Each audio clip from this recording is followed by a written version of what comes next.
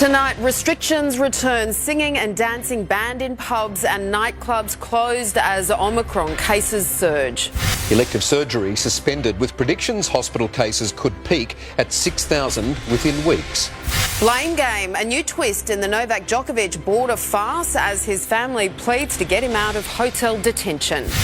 Also tonight, the moment a suspected drunk driver wipes out a Parramatta Road business. From TVs on wheels to cars that change colour, the latest from the world's biggest tech show. And Scott Boland strikes early as England fight back in the pink test at the SCG. Live from Sydney, 7 News with Angela Cox and Michael Usher. Good evening. We've been told to learn to live alongside the virus, but from midnight tonight, restrictions will return. Rules about what we can do in pubs and restaurants are back to try to slow the spread of Omicron. There are more people in hospital and the number of health workers in isolation is quickly rising. Still, the Premier insists even the worst case scenario over the coming weeks won't push the system past capacity. From a last dance for revellers to a last chance for hospitals to prepare as New South Wales stares down the barrel of a coming COVID surge. We've always said where we need to make some changes, we will. We have got some challenging weeks ahead of us. On any given day, there are around 6,500 patients in our hospitals. That's without COVID. New South Wales Health has capacity for 9,500, 12,500 with help from private hospitals. A best case scenario would see around 9,000 in hospital later this month, more likely around 11,000 with some patients in private facilities. But even a worst case with around 12,400 in care is doable. And we expect that peak to occur in around the third to the last week of January, that this will rise quickly and pass quickly. Is that even on a worst case scenario, we have the capacity in our health system? This is a system that has now reached a crisis point. With close to 4,000 health workers in COVID isolation, doctors concerned increasing case numbers put more at risk of infection. When you concentrate COVID-positive patients in hospital, you concentrate them around the workers who are there to try and look after them. The system calling in staff from leave, training up others using graduates. If I need to put on a uniform myself and go and work, I will. To ease the pressure, the holiday shutdown of non-urgent elective surgery is being extended through to February. We haven't cleared the backlog from previous shutdowns to elective surgery. We probably jumped into our freedom too quickly. We probably could have done it more slowly and more intelligently. And now some of those freedoms are going again. Starting tomorrow, singing and dancing banned in pubs, clubs, bars and restaurants until January 27. But weddings, performers, students and instructors are exempt. Major events across New South Wales will proceed. Unless health authorities deem them too risky. But just a week out, the Tamworth Country Music Festival has now been postponed. Its 50th anniversary shifted to mid-April. Next week, people will be required to report testing positive on a rapid antigen test through Service New South Wales. Report your RAT as positive. You'll get some really helpful information. I would urge everyone to do that. The number of tests increased yesterday, close to 113,000. More than a third testing positive, with more than 38,500 confirmed new cases. There are now more than 1,700 people in hospital, 134 in intensive care, with 11 more deaths reported. As friends paid tribute to 23-year-old James Condilios, scientist, athlete, who died with COVID fully vaccinated with no known medical conditions. Loved ones urging younger Australians to take COVID seriously. And Paul Caddock joins us. Paul, there were more rule changes also about vaccinations. Yeah, that's right. The Premier also announcing today that for those workers who are currently required to be vaccinated, such as frontline health staff and teachers, that mandatory vaccination will now also include having to get a booster shot as well. The government also urging people to limit large household gatherings and once again stay seated when drinking in hospitality venues, but they're only recommendations, not rules. And as we face this new peak, a flashback to our first COVID outbreak and the infamous Ruby Princess cruise ship, the source of so many of Australia's early cases. The Ruby Princess is cruising again, and here it is tonight, docked in San Francisco after a trip to Mexico, and a dozen passengers on board have tested positive to COVID. Those who can't go home are now going into quarantine accommodation. Deja vu. OK, thank you, Paul. Well, with the rollout of COVID vaccinations for 5 to 11-year-olds to start Monday, some parents have been told their child's jab has been delayed because of delivery problems. The timing also means no young students will be fully vaccinated before the school year, but the Premier says there will be no delay to the start of Term 1. Precious cargo. This GP clinic, one of the first in the country to take delivery of Pfizer for 5 to 11-year-olds. Yeah, the children's vax. They have a needle and then they stick it in you and then they get a plaster and cover the hole. I feel a little bit scared. Parents are scared too.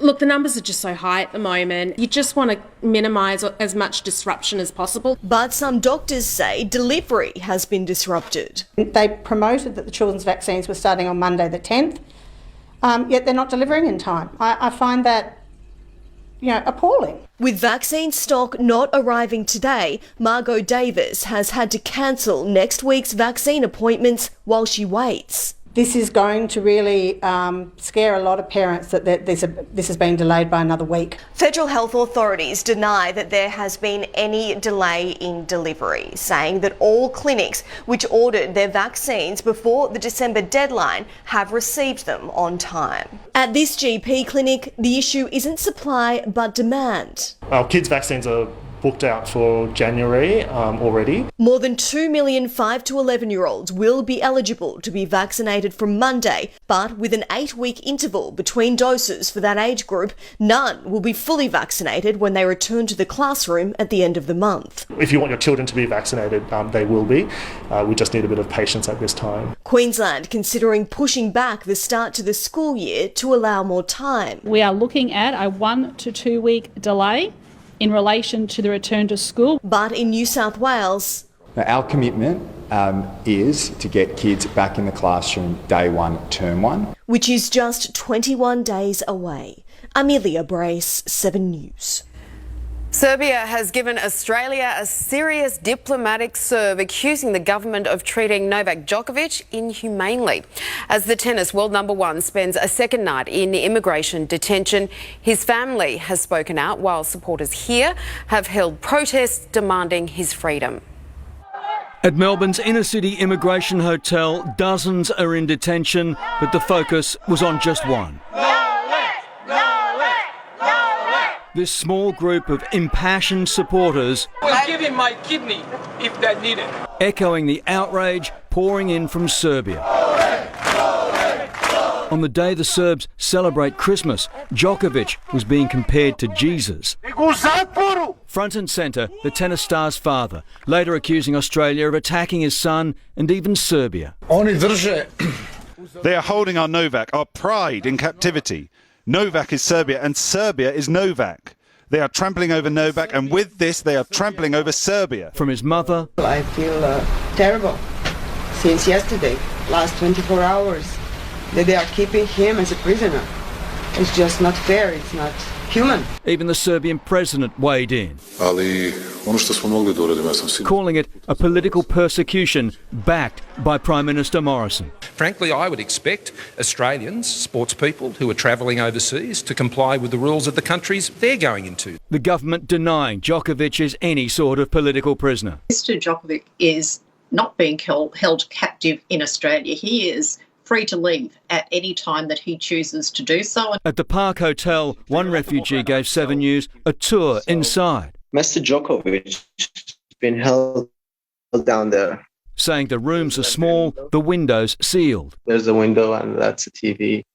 Here's a bed. Others appalled by the food, reporting maggots. He's eating the same food that I eat, probably. And he's using the same sheets that I use. Australia's ambassador in Serbia has been hauled in. From the foreign minister there, we expect that the ambassador personally takes action for Djokovic to be moved to accommodation befitting the best sportsman in the world. The 9-time Australian Open winner is awaiting his court case Monday and a chance to play for a record 10th win, with some saying he could well win a temporary injunction that would let him play. There would be strict conditions. It might be that he's required to stay at a particular hotel and travel only to and from the venue. But the government insists the unvaccinated star may have had a visa, but he didn't have an appropriate medical exemption. The Minister for Health was absolutely black and white clear to Mr Djokovic. The federal court will hear that those letters were sent to Tennis Australia. The question is, did they then pass them on to Djokovic? And if not, why not?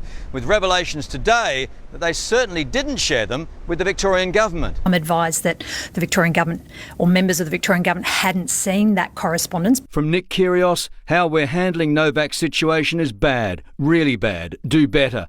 Support elsewhere, though, is thin on the ground. Social media savaging him. The issue now has a theme song. Novak wants a medical exemption, but you lied and now you're stuck in detention. Djokovic unlikely to be laughing as he prepares for a court he's never faced before. Chris Reason, 7 News. Expect even more empty shelves over the coming weeks. That's the warning as Omicron continues to knock staff out of the supply chain. Labelled a national crisis by the unions, the government's now considering changing isolation rules for transport and distribution workers.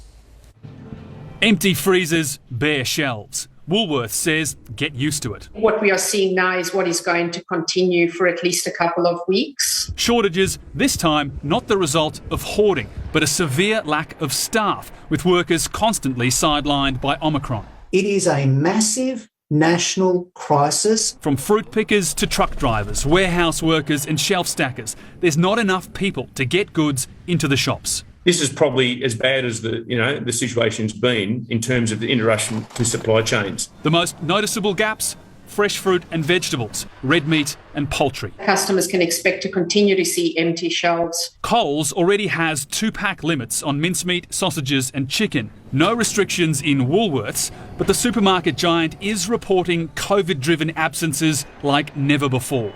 Up to 20% in its distribution centres, 10% in stores. The Transport Workers Union says it's the same at the ports.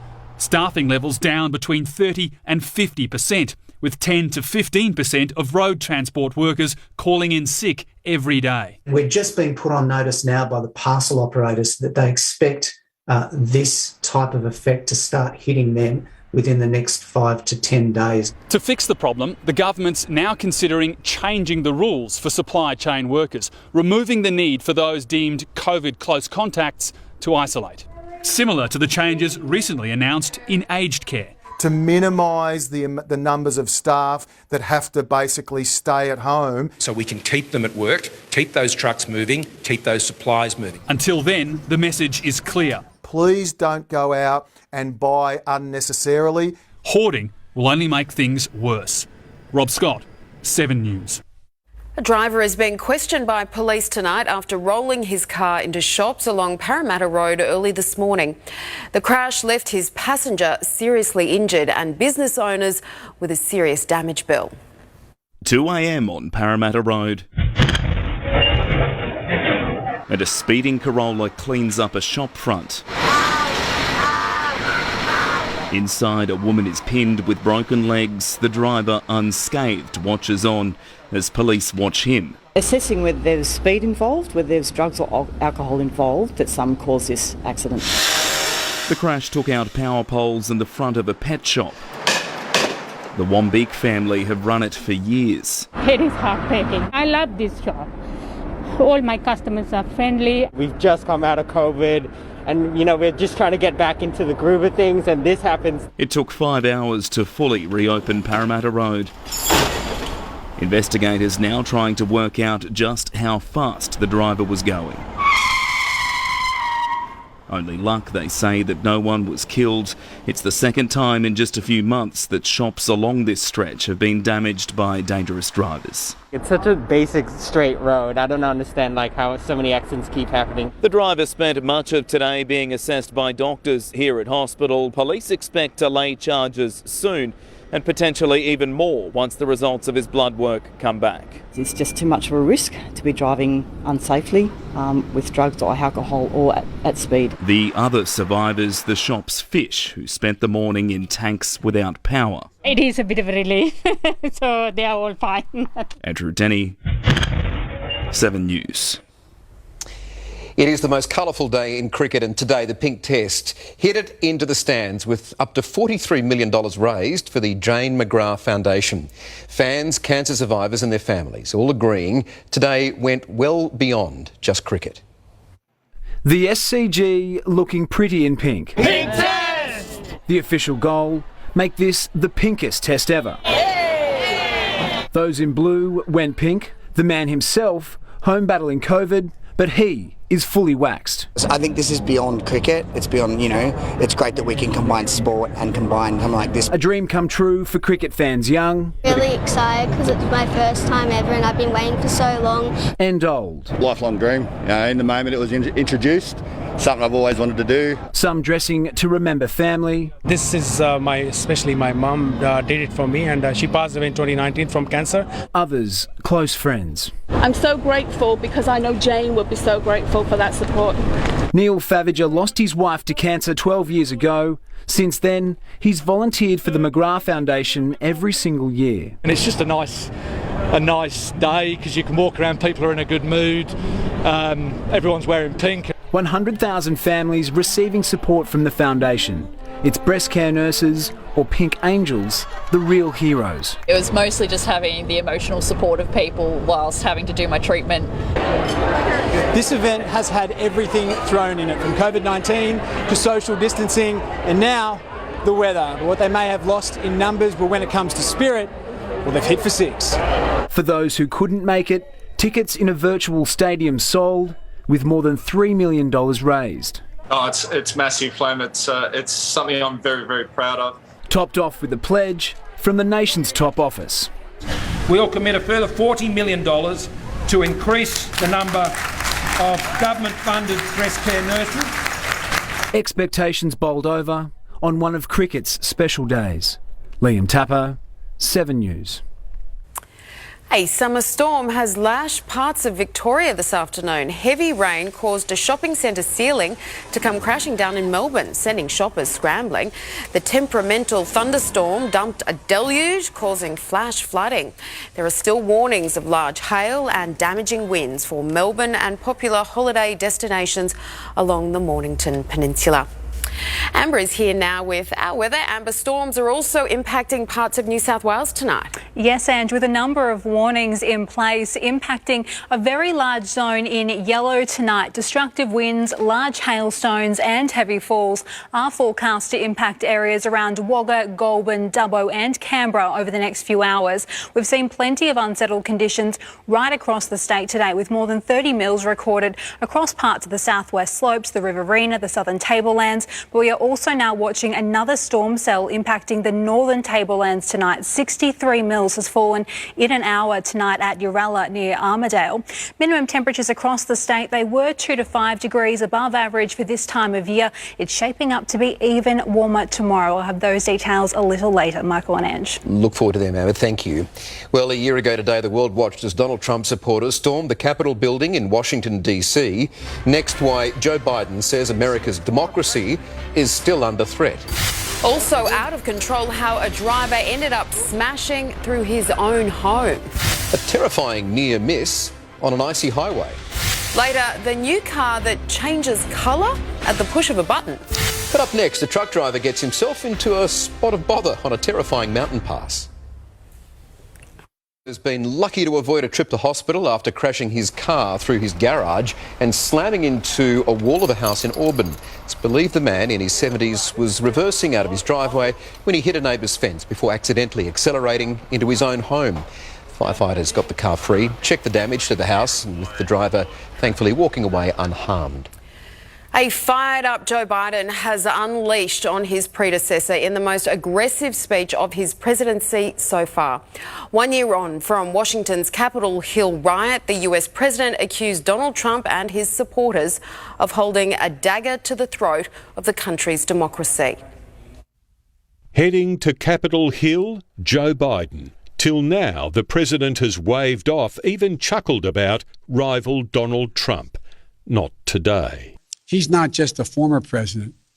He's a defeated former president. Speaking in the same building under siege 1 year earlier.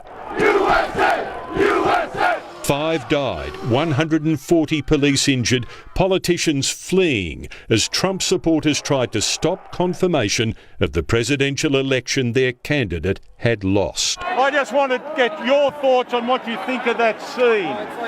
It was awesome. Stop the steal. The former President of the United States of America has created and spread a web of lies about the 2020 election. Not just a liar, this president says this ex-president is a threat to the world's most powerful democracy. I will allow no one to place a dagger at the throat of democracy. How does the former president respond? He repeats the claim. Everything Biden touches turns to failure. That's what you get when you have a rigged election. Because his bruised ego matters more to him than our democracy or our Constitution. He can't accept he lost. 1 year ago, President Biden had reason to hope that the election cheating claims and Donald Trump himself would fade into history. It hasn't happened. Recent polling shows tens of millions of Americans remain convinced their presidential election was rigged. Tonight, dueling protests with dueling takes on last year's riot. I was there. It was a beautiful crowd. Everybody loved each other. Scary time. Really scary time. Americans yet to resolve their differences from the last presidential vote.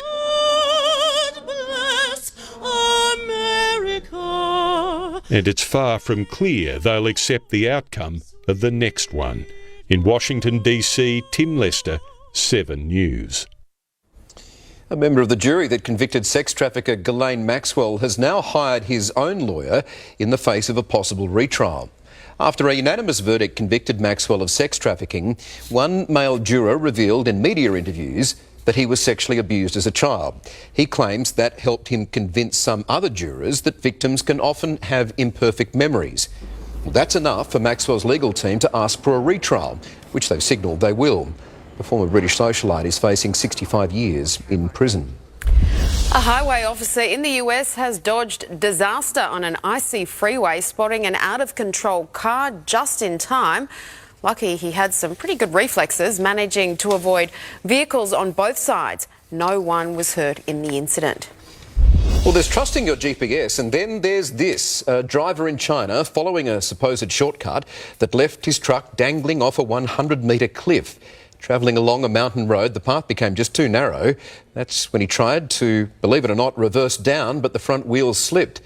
The driver escaped while rescuers used another 3 trucks and a system of pulleys to save that vehicle from plummeting. It was a wild joyride across Sydney in a stolen Ferrari that ended with a teenager behind bars. Next, incredible pictures as police catch up with the gang. Also, the chilling warning ahead of Sydney's latest underworld killing. Aged care crisis, how Omicron is devastating our nursing homes.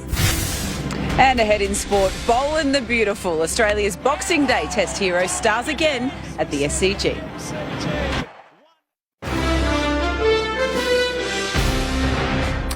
A teenager has been charged with breaking into a home at Drummoyne and stealing luxury cars. A Ferrari was among 3 vehicles taken yesterday. It was involved in a lengthy pursuit through Western Sydney. Police say when they caught up with the stolen car, the 17-year-old passenger assaulted an officer while the driver sped off. All 3 cars were found abandoned. Detectives are still searching for 4 other males. The Premier has weighed into the debate over Sydney's deadly gangland war, promising police will hunt down those responsible and lock them up. The comments come less than 24 hours after another Hamzy family member was gunned down in broad daylight. Another life lost, another killer on the run in a dark, twisted gangland war.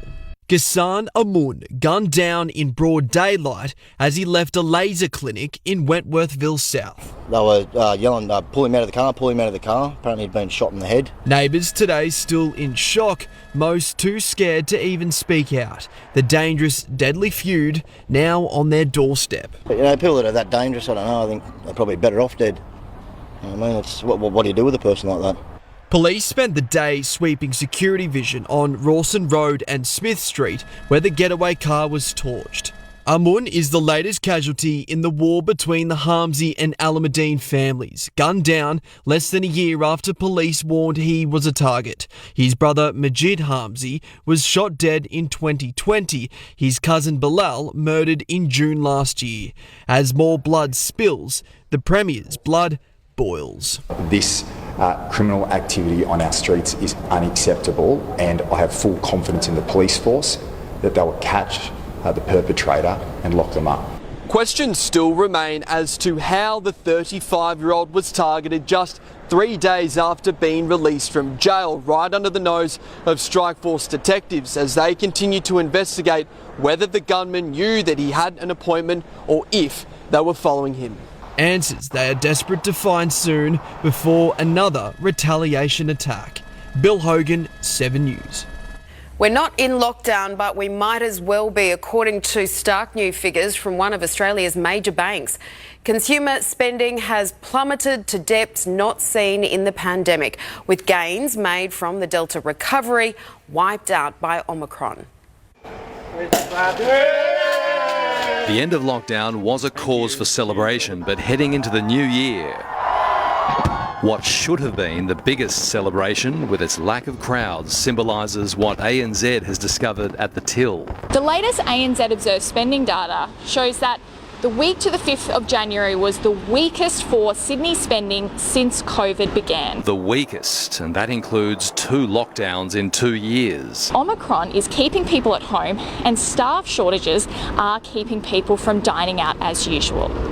We're seeing in other states as well that spending has dropped very sharply since the silly season. Unsurprisingly, the biggest dips are Melbourne during its 2020 lockdown and Sydney's lockdown last year. The rest of the country faring much better throughout, although spending in Sydney and Melbourne is considerably lower right now than previous New Year's. Omicron not only spawns uncertainty, it physically sends shoppers and employees into isolation. There is a certain level of fear, and as we see those numbers increase, as we see the numbers of infections increase, ultimately people are just simply trying to keep their loved ones safe. Ironically, an end to mask wearing and lockdowns were intended to boost the economy, to get us spending and provide freedoms that are slowly being rescinded yet again. Opening up is the best thing we can do for our economy. Now, clearly, in the middle of a pandemic, when cases rise, that will dampen confidence. The post-Christmas spending hangover traditionally sees wallets close anyway, a double hit to retailers who can only hope 2022 is the light at the end of this dark tunnel. Robert Ovadia, 7 News. Mostly vaccinated but still vulnerable, the state's nursing homes are again at the centre of a COVID storm.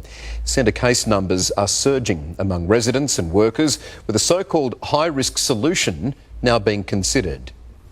The front line of aged care's battle against COVID, but as hard as nursing homes resist it, the virus is finding a way. This is not going away, it's only going to get worse, and we can't sit on the beach and watch this tsunami come in. Across New South Wales aged care facilities, well over 600 infected residents and rising, as high community case numbers slash daily staff levels by up to 25%.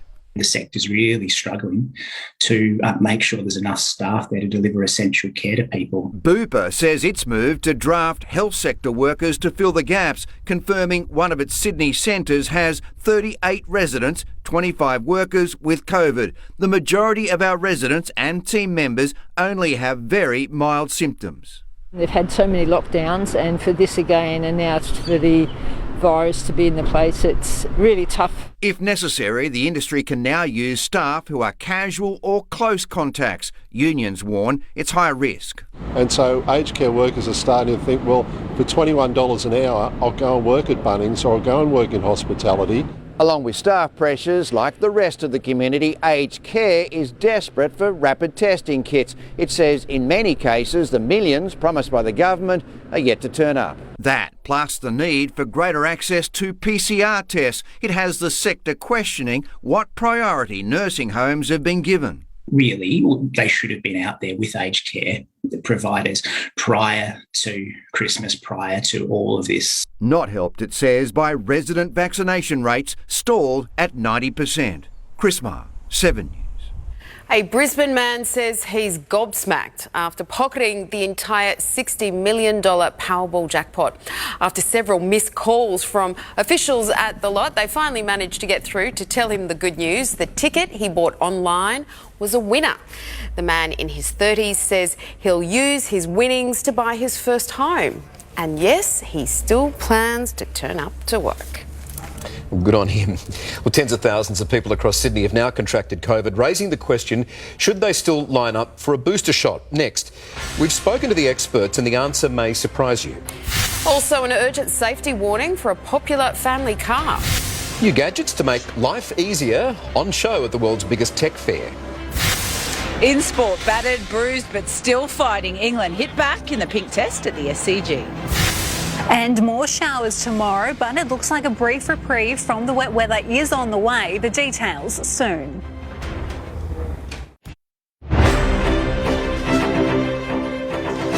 Let's have a look at the markets now. The ASX closed 95 points higher. The major private health insurers surged on news that elective surgery was being suspended. Mining stocks finished the week strong. Our dollar is buying 71.5 US cents.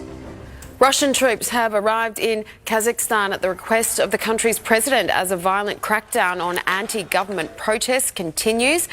Dozens of people have been killed and buildings torched as machine gun fire echoes through the largest city, Almaty. The unrest was sparked by a fuel price hike.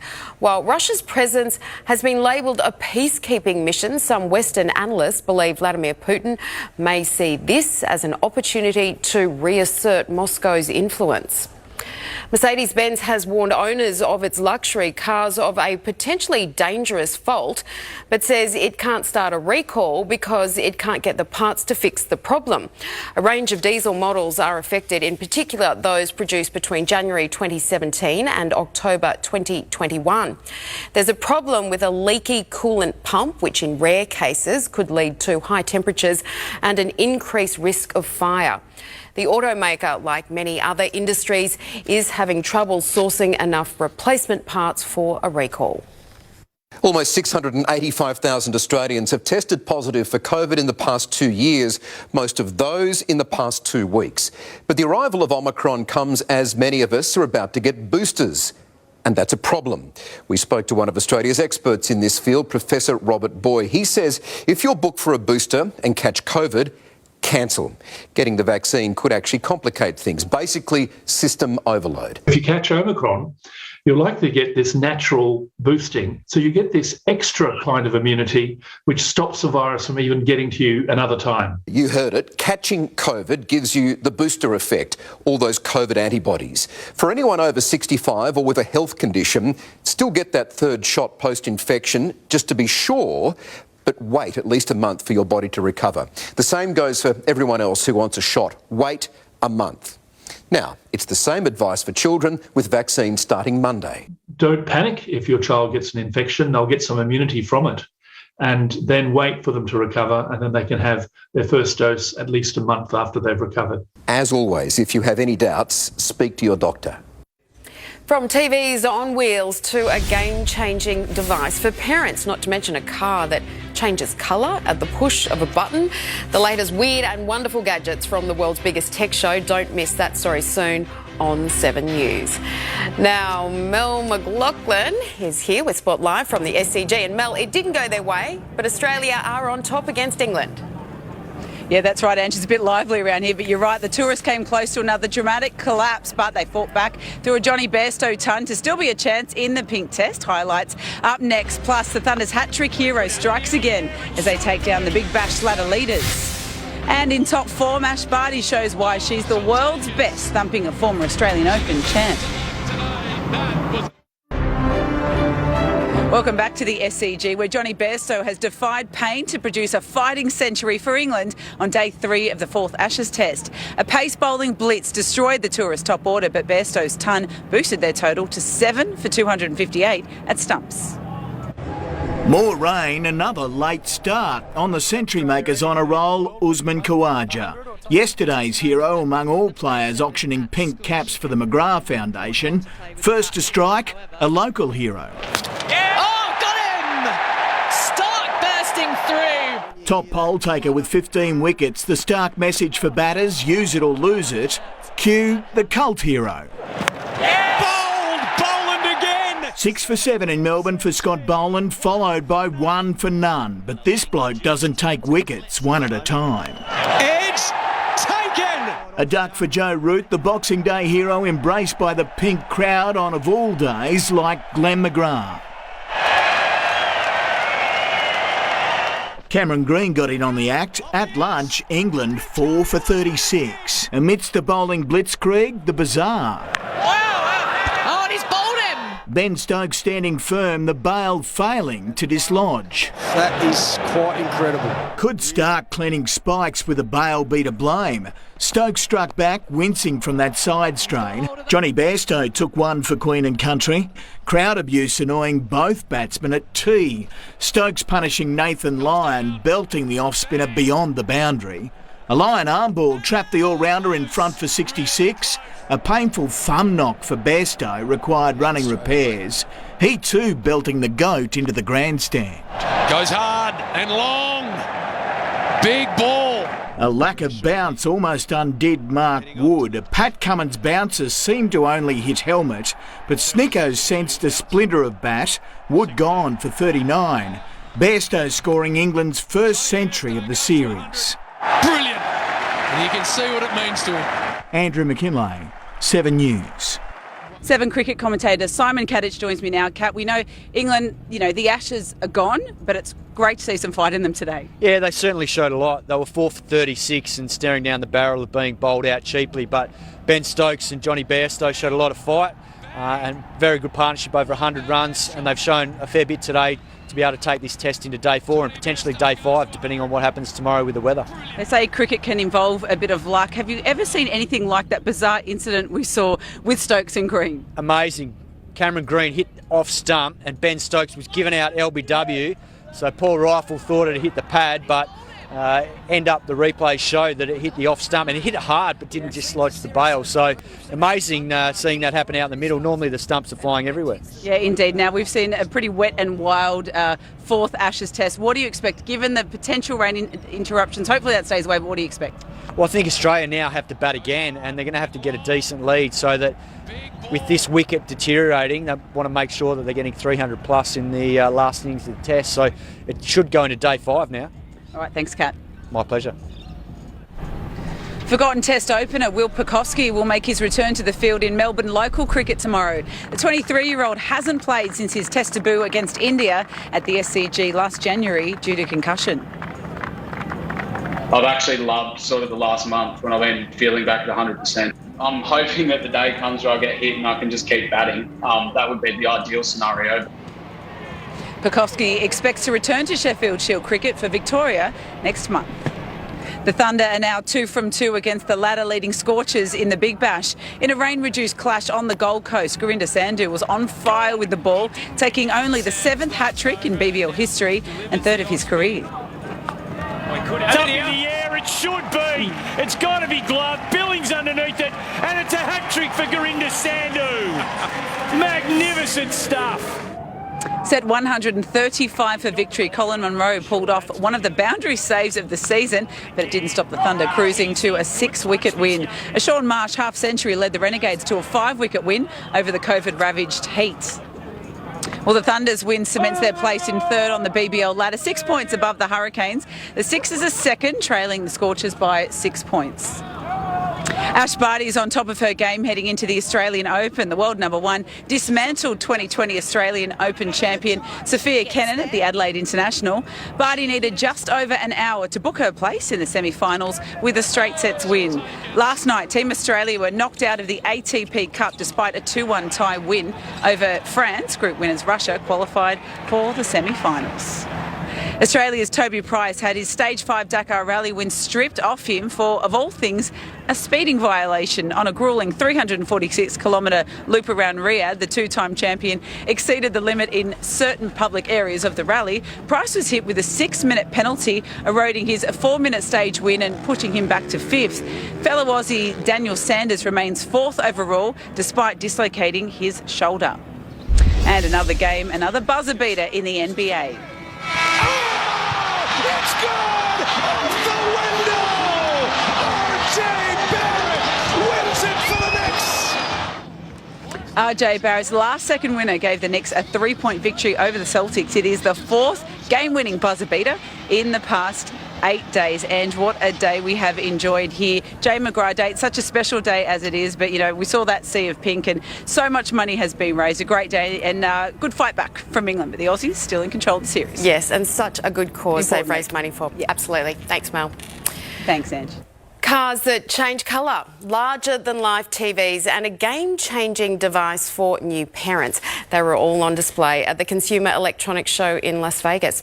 The Omicron outbreak meant many companies were forced to pull the pin, but there was still plenty of innovation to get excited about.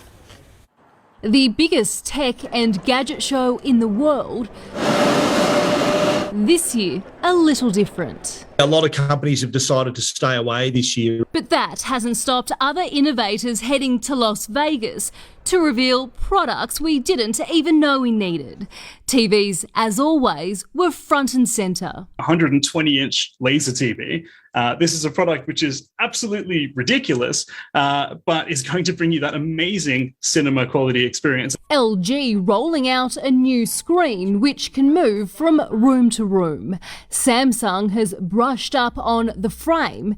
It displays artwork when it's switched off, but now it's also anti-glare. Smartphones stood out, offering more for less. It has an awesome camera, it's got an all-day battery and the ability to wireless charge, all for under $1,000. Auto giant BMW stole the show with technology that changes the colour of your car with the touch of a button, while this sleep trainer can tell new parents why their baby is crying. Any parent will want to buy this product. Timely products too. This ventilation creation can be put under a face mask to keep you cool. COVID is a big theme here for products. Also a big challenge. Smaller crowds and a day shorter. The tech world hoping next year will be virus-free. Natasha Squarey, 7 News. Well, Amber's back now. Amber, a day of wild weather's forecast tomorrow. Yes, Michael, another wet and windy day with the chance of a storm during the afternoon. Your full forecast is next. Tonight's 7 News headlines. Some restrictions have made a comeback. Singing and dancing banned in pubs from midnight and nightclubs closed to try to stem Sydney's Omicron wave. Elective surgery has been suspended following warnings hospital cases could peak at 6,000 within weeks. Serbia is demanding Novak Djokovic be moved to a better hotel as he fights deportation. And a driver has been charged over a shocking high-speed crash on Parramatta Road. Now, here's Amber with Sydney's weather. Thank you, Ange. Well, those severe weather warnings remain in place tonight, impacting central and southern parts of the state, with intense falls also being recorded across the northern tablelands tonight. It reached a top of 26.3 degrees in the city today. That followed a warm overnight low of 22.3 degrees just after 7 a.m. We are currently seeing a humid, unstable air mass lying over New South Wales, with this deep trough over inland parts responsible for those storms and showers we've seen over the eastern half of the state today. That system will continue tracking northeast and will weaken over the weekend as another trough approaches from Tasmania. A ridge of high pressure is also lying to the south and is set to continue bringing fresh onshore winds to the coast in the coming days. Nationwide tomorrow, cloudy with the chance of a shower or two in Brisbane. Similar conditions tomorrow in Canberra, 29, 21 the top in Melbourne, partly cloudy in Adelaide, a very warm 34 degrees expected in the west in Perth, 34 also the forecast top for Darwin. We are expecting another warm day right across the state tomorrow. Temperatures to reach the mid-30s in the far west. Along the coast, 28 is the forecast top for Wollongong tomorrow, 32 in Newcastle, 29 tomorrow in Port Macquarie. We are expecting decent rainfall totals across Sydney tomorrow. At this stage on the radar, it looks like we're going to see those showers arrive in the outer west by lunchtime, and then they'll impact most of the city by the afternoon. 27 degrees is forecast tomorrow in Cronulla, Bondi and at Manly, warmer on the central coast, with tops of 32 degrees tomorrow in Penrith. Along the coast, winds should track north to northeasterly at around 15 to 25 knots, reaching up to 30 knots early in the morning. Another strong wind warning is in place tomorrow for Sydney waters and also for the coast. That stretches from Coffs Harbour all the way south to Batemans Bay. But we are expecting 28 degrees as the top in the city tomorrow. Another very warm night ahead, dipping to just 22. And then it does look like it should remain warm right throughout the week. We are expecting the heaviest falls tomorrow, up to 14 mils or so in the city, but up to 25 or so tomorrow in the west. We should then have a brief reprieve from those showers. We'll see light falls return for the end of the week, but cloudy skies definitely expected for the next 7 days. That's the latest weather. Michael and Ange, hopefully some cricket can go ahead tomorrow. Okay, thanks so much, Amber. That is 7 News for this Friday. We'll have updates for you throughout the evening. Sunrise starts from 7 tomorrow from all the 7 News team. Hope you have a great night. Good night.